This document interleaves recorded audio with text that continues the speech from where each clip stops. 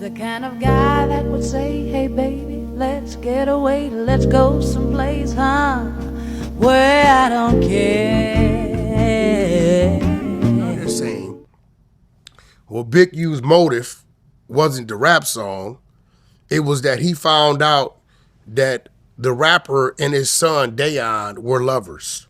And he was scared that if this got out, he would be affected in the NFL. Now, it's a few key things. One, there's people that have came out in all sports that it doesn't affect. Yeah, there was But two, let's get to the real part of it.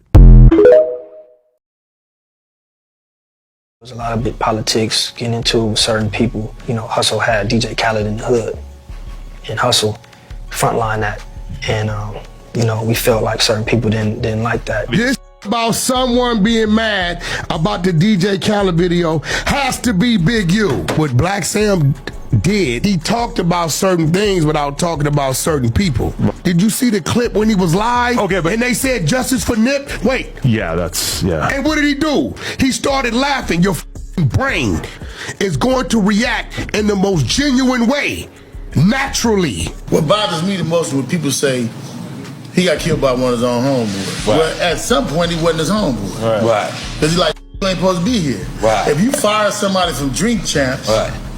and then pull back up to Drink Champs while y'all filming, you're going to be like, wasn't that a disgruntled employee? Right. That means he wasn't the homeboy. Right. Like, so they need to dead that part. Big U is behind bars, and Black Sam just broke his silence and exposed some serious connections linking Big U to the execution of Nipsey and PNB. For years, rumors circulated about Big U's involvement, but he always shut them down fast with public denials. Now, with his recent arrest and indictment making headlines, those old rumors are roaring back to life. Big U's facing heavy charges, including conspiracy, extortion, and weapons violations. And if convicted, he's staring down a possible life sentence. And get this, Black Sam, Nipsey's brother, just made a jaw-dropping statement that Big U might be hiding something. Threw it on Nipsey, right?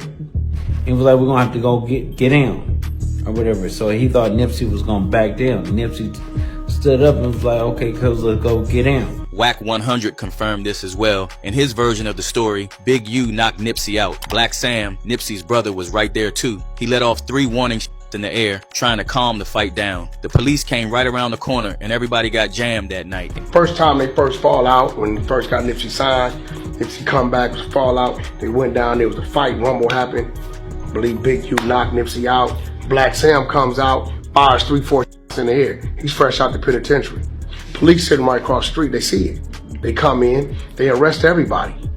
Black Sam's on parole. Big U and Nipsey eventually hashed things out, and for a moment, it looked like peace was finally restored. But this was just a storm waiting to explode. See, Nipsey might have cooled things with Big U on the surface, but his brother Black Sam never liked the man. Sam saw through the fake smiles and the fake truce. Nipsey, on the other hand, kept moving differently and started doing some things that made the rolling 60s uncomfortable. One time, he threw a party in the hood and plastered his name with the numbers 6 Wack 10 out front. This was a direct nod to the rolling 60s to come on in. Cops caught wind of it days before and raided the whole thing that night. Nipsey would later get into more trouble when he brought in YG to the hood to shoot a video for their track, Snitches Ain't. For those who do not know, YG is a Treetop Piru rapper, and treetops and rolling 60s don't mix. This was gang politics 101, and it looked like Nipsey skipped class. However, that wasn't even the stroke that broke the camel's back. Even though Nip and Big U made up again after that, and Nipsey gave him a shout out in some other track, calling him Big Draws, that respect was hanging on a thread. In 2019, Nipsey finally cut that thread for good. I mean, his contract with Unique Records was going to end that year anyway. DJ Khaled was releasing an album titled Father of a Shot. I don't know who started that one. Yeah, me and Big U got our problems, we got our issues, but whenever it came down to his children, I've been in situations since we've been at it where I've stepped up to the plate for his children. And you know what? I'm gonna give credit where credit's due. Maybe 2022-ish or 2023, in the heart of our beef, my daughter and her mother went to Crenshaw High to the celebrity basketball game. A bunch of people sending me pictures. Yo, Wack, man, you better get some people up there, right? So in the picture, you know what I see? About 8 feet, 5 feet behind them, guess who I see? Big U? Big U. And when I seen Big U was that close to him, you know what I knew? They were good. Regardless of what me and him going through, right? They were good. And this at Crenshaw High. This 2022, 2023. Like, people sending me photos like, yo, you better. But once I seen him in the picture in the building, I knew I didn't have to worry about it. Same way with his son, with his middle son, right?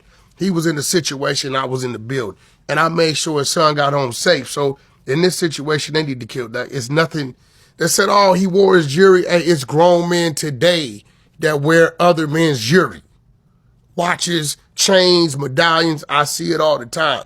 That doesn't make them to be lovers. If they homies, they homies. Well, I mean, why would you want to kill your son's boyfriend? What's that going to do? Not make him be gay? Well, you just find a new boyfriend. Yeah, like, that's what I'm saying. Unless but see, it's like a older man molesting a young boy, then I get it. Now, if you say if you say RW was 40 and his son was 12 or 15, then I can see why you might kill that guy. But just as a father, bro, I know a regular boyfriend who's the same age as your son, who cares? I know all his children. I'm just saying it's all bullshit. All his children. I know all 3 boys. I know his 2 daughters. His one daughter is like, I think she's older than his oldest boy, vice versa. I know all their characters, all their demeanors. Dayon is a total opposite of everybody else. Calm, cool, collective. He ain't got nothing to do with the streets. He's athletic, right? His oldest son is probably the closest thing to being like Big U when it comes to just being quiet and subtle but explosive when he want to be. The middle son was always what I say our headache because he was just the busybody. You get what I'm saying? But none of them have ever displayed any signs of going that route. And it's kind of crazy that since he's in jail that they're saying that. He I believe he led his team in tackles at the Chargers. All he did was work hard his whole life to get to that playing field. It's a sad thing his pops was going through what he's going through, and then that they're even tying him to something that has to do with somebody that was a close friend of his. But it's even more savage for the internet and somebody in the media that probably live in Maine somewhere to come up with this narrative that people right here are really running with, right? People that say that like they cool with Big U, right? Me and Big U got our issues, but when it comes to certain things, especially involving the kids, they not there to be attacked like that, especially under false pretense. That's what's crazy. What makes this clip even crazier is the fact that this is one of the pages from the indictment. The indictment actually has the exact description of the crime that Loose Cannon spoke on the No Jumper podcast, where he said that Big U orchestrated that crime just so he could have some dirt on Loose Cannon. Now, I'm going to read this indictment verbatim and tell me if this does not give you chills. Robbers put victim 1 on the phone with Henley, who invited victim 1 to Henley's home. According to victim 1, when victim 1 arrived at Henley's Arlington premises, Robinson, Williams, and other robbers were there, as were the proceeds of the robbery. Inside, Henley told victim 1, "That's how you rob yourself." Henley then demanded $10,000 from victim 1 to ensure other robberies did not occur.